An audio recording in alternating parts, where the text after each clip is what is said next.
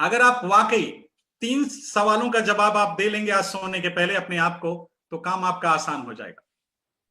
सवाल नंबर 1, आपको क्या चाहिए एमवे से? इतना सरल सवाल है, लेकिन 90% एमवे डिस्ट्रीब्यूटर इसको नहीं देते, क्योंकि बड़ा दिल अंदर से हिला देता है। तो सवाल नंबर 1, एमवे से क्या चाहिए आपको? जैसे कोई बोलता मुझे प्लैटिनम जाना है, ये क्या, व्हाट, क्यों चाहिए? क्यों प्लैटिनम जाना चाहते हैं? मैं प्लैटिनम क्यों जाना चाह रहा था? अपना कर्ज मुक्त होना था मुझे, मेरा घर गिरवी था, वजह थी। क्यों प्लैटिनम जाना, क्यों, क्या चाहते हैं और क्यों चाहते हैं? और तीसरा बहुत ही महत्वपूर्ण है, कब तक चाहते हैं? इन तीनों सवालों का जवाब अगर किसी के पास होगा और सामने चस्पा किया होगा, ऐसा नहीं किसी डायरी में लिखा और डायरी को लिख दिए हैं 2014 में, 2014 की डायरी है, मैं कुछ इसमें से पढ़ रहा था, देख रहा था, पुरानी डायरियों में बहुत नोट मैंने बनाया, बहुत डायरी है। तो 2014 की एक डायरी, उसमें लिख दिया तीनों सवालों का जवाब, भाई जानते नहीं। मैं आपको सलाह दूंगा, पर्ची बनाइए उसे, लेडीज अपने पर्स में रखें वो तीनों सवालों का जवाब। जब भी आलस नजर आए, जब भी लगे बड़ा मुश्किल है, जब भी लगे कि कोई रिश्तेदार आया है, जब भी लगा आज की मीटिंग है लेकिन कैसे करूंगा, कोई वहां बर्थडे है, वो पर्ची अपनी उठाइए। एमवे से क्या चाहिए, क्यों चाहिए और कब तक चाहिए?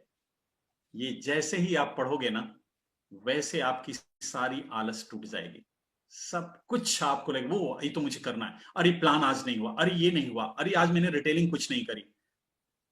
तब आपको फर्स्ट वीक में 100 पीवी करने से कोई रोक नहीं पाएगा। तब ये नहीं होगा अरे सर क्या करें, ये नहीं वो नहीं, तब ये नहीं होगा कि ऑफर तो खत्म हो गया। क्यों?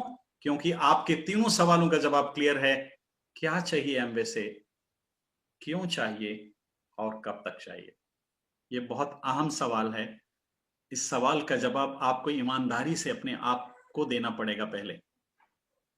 और अगर किसी को लगता, मैं अक्सर करता था, डेट ऑफ ज्वाइनिंग अपनी डालता था, मेरी डेट ऑफ ज्वाइनिंग क्या है, और फिर मैं अपना लेवल लिखता था, और फिर मैं पूछता था आईने के सामने खड़े होकर, जिम्मेदार कौन है? मैं। अपनी तरफ यही, मैं जिम्मेदार हूं। और फिर सुबह उठ के मेहनत करता था, मैगजीन सेंटर पे, कहीं चाय की दुकान पे, कहीं भी खड़ा होता था वहां जहां पे लोग खड़े होते थे। मैं दोस्तों आज डायमंड इसलिए हूं क्योंकि मैं बीच में रखा था एमबे को और इर्द गिर्द रखा था जिंदगी को। ये सर से मैंने सीखा था कि अगर कुछ बड़ा करना है तो आपको बीच में रखना होगा एमबे को और इर्द गिर्द रखनी होगी जिंदगी को।